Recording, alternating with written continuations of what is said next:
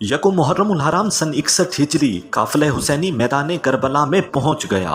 2 محرم الحرام کو قافلہ حسینی میدان کربلا میں خیمہ زن ہوا۔ 3 محرم الحرام کو قافلہ حسینی کا پانی بند کر دیا گیا۔ 4 محرم الحرام کو قافلہ حسینی پر دھمکی آمیز خطاب کیا گیا۔ 5 محرم الحرام کو قافلہ حسینی پہ سختیاں بڑھانے کے لیے 500 فوجیوں کو تعینات کر دیا گیا۔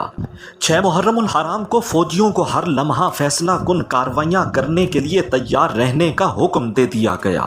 7 محرم الحرام کو خیموں کے اندر ذخیرہ شدہ پانی بھی ختم ہو گیا۔ 8 محرم الحرام کو کارروائیوں کا آغاز شروع کر دیا گیا۔ 9 محرم الحرام کو بیت یزید قبول کرنے کی پیشکش کی گئی۔